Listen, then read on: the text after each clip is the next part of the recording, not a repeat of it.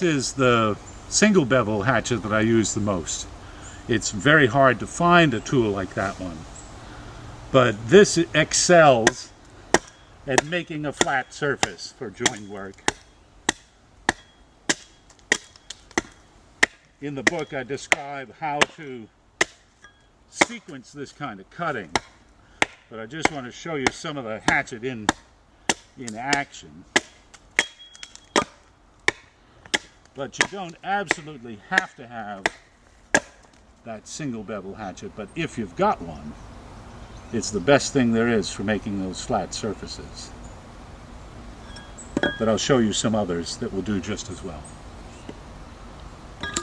This one I just got recently from Lee Nielsen. It's a Wetterling's axe, and it's a double bevel. It's not a single bevel like that other one. That previous hatchet weighs about 3.5 pounds. This is about 4.5 pounds. So a little bit heavier. But you can hew these flat surfaces with a double bevel hatchet. I choke way up on one like this.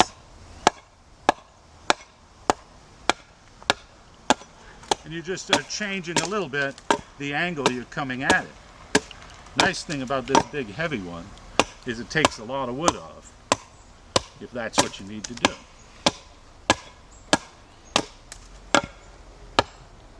So it just changes the hatchet's relationship to the board. The other one is closer to this. This one is kicked out a bit. But readily available, a wonderful tool, and more versatile than the flat back single bevel hatchet. This can do other hewing and it'll do this flat stuff. But it's nice and heavy. There is a lighter version I'll show you. This is a double bevel hatchet made by Hans Karlsson in Sweden, sold through country workshops. I got this one over 20 years ago, but they sell one very much like it now. And I use it mostly for spoon carving. It's very lightweight, very versatile, but you can use it for hewing this joint work too.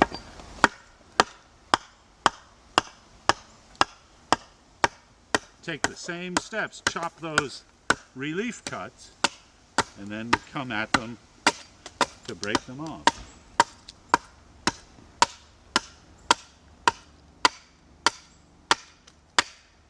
So if the size of the Wetterling seems a little daunting, this little hatchet is great for that, and then you can make spoons and bowls with it too.